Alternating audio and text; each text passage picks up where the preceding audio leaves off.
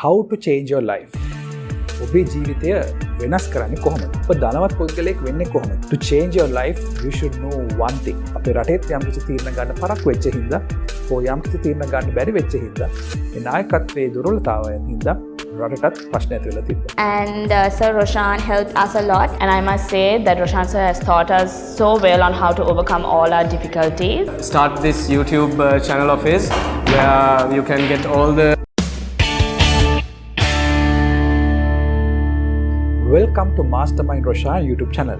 MasterMind ROSHAN YouTube channel එකට ඔබව සාදරයෙන් පිළිගන්නවා. How to change your life? ඔබේ ජීවිතය වෙනස් කරන්නේ කොහොමද? සමහර මේ වීඩියෝ එක බලන ඔබ මේ දවස්වල යම්කිසි ආර්ථික අපහසුතාවයන් වලට පත් වෙලා ඇති.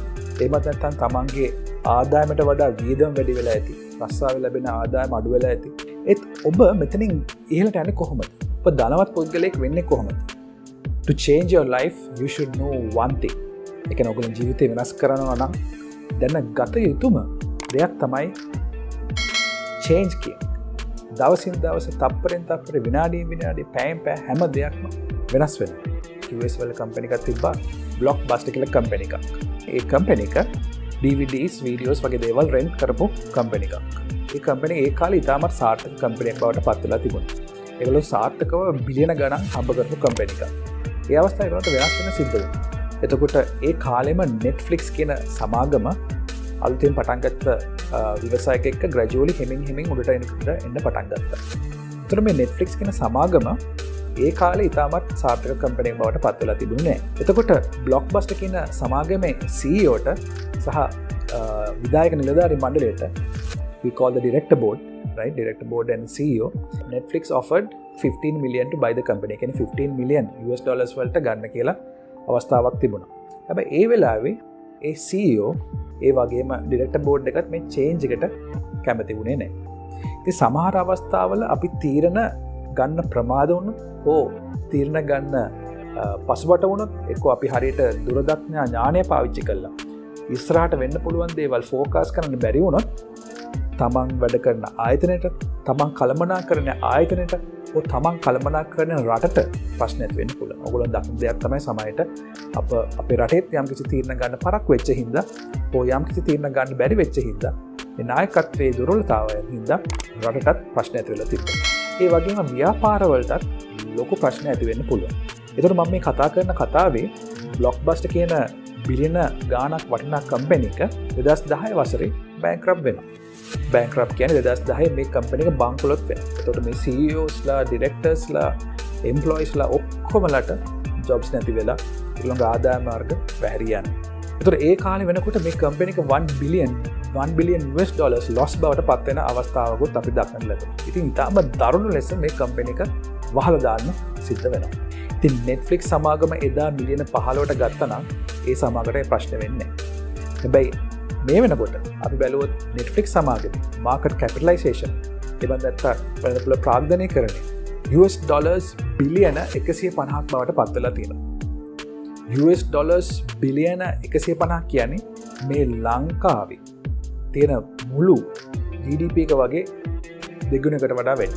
ඉතින් හිතන්න කොච්චර ලොකුද කියලා මේ Netflix කියන සමාගම. ඒත් එක්කම බලන්න මේ Netflix කියන සමාගම household brand එකක් බවට පත් වුණා. ඒ කියන්නේ හැම ගෙදරකට හැම නිවසකටම අත්‍යවශ්‍ය හෝ තමන්ගේ entertainment purpose වලට අවශ්‍ය brand එකක් බවට පත් වෙලා තියෙනවා.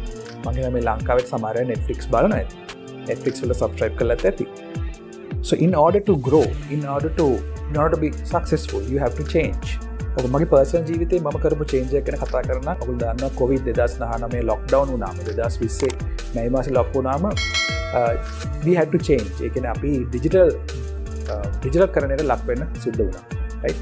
එතකොට අපි online Zoom meetings, එතකොට social media through දේවල් කරන්න පටන් ගන්න සිද්ධ වුණා. හැබැයි එවැනි අවස්ථාවක ගොඩක් අතේ මගේ වයසේ ඉන්න මිත්‍රයන් කිව්වා අපිට මේක අවශ්‍ය නැහැ. අපි සාමාන්‍ය දේවල් අපේ ජීවිතේ ගත කරගෙන යමු කියලා. හැබැයි මම කරපු දෙයක් තමයි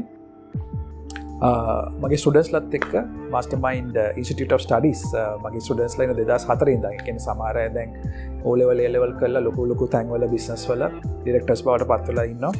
ඉතින් ඒ ස්ටුඩන්ට්ස්ලත් මාත් එක්ක කතා කරගෙන ගමන් ඒගොල්ලොම තමයි කතා කරේ අපි මේ හිම YouTube channel එකක් පටන් ගමු. ඒතර ඒ කාලේ willingness to change කියන එක මගේ තිබෙන්නේ නැත්තම් අද මම සාමාන්‍යයෙන් ඕගොල්ලොන්වත් මම තාම දන්නේ නැහැ. I studied at MasterMind for my O-levels and my A-levels, and Sir Roshan helped us a lot. I as well studied under Roshan sir, and I have currently completed my degree for University of London. And I must say that Roshan sir has taught us so well on how to overcome all our difficulties. Myself and Ashan here, we are going to help Roshan Fernando Asa start this YouTube channel of his, where you can get all the guidance, what to do, entrepreneurship and everything like that. So I hope all of you all subscribe to that. And we wish him all the luck, and we are right behind him. Yeah, so full support, and I hope you all give your support as well. So as my students requested, we'll be starting a YouTube channel which we'll be sharing the ways on how you can have your life goals set and how are you going to achieve it. Right? So that is called change. දැන් YouTube මම පටන් ගත්තේ විශේෂයෙන් ඔය කොළඹ කොටස් වල දපොළ ආයෝජන කරන්න කැමති කට්ටියට, ඒ වගේම සල්ලි ඉතුරු කරන්න කැමති කට්ටියට කියලා දෙන්න. හිරු TV, සීත TV, එවැනි TV programs වලටත් මට ආරාධනා ලැබිලා තියෙනවා. ඔයගොල්ලෝ දකින්න ඇති තවත් කොටස් තරවකාර සමාගමත් එක්ක මම එකතු වෙලා ඉන්නවා. ඉතින් එවැනි හිතාගන්න බැරි අවස්ථා ඔයගොල්ලොන්ටත් ලැබෙන්න පුළුවන්.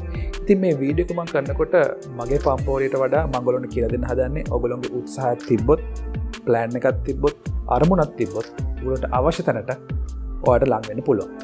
The powerful question you can ask yourself, what can go wrong next? ඒ කියන්නේ ඊළඟට Tamanට වැරදෙන්න පුළුවන් තැන මොකද්ද?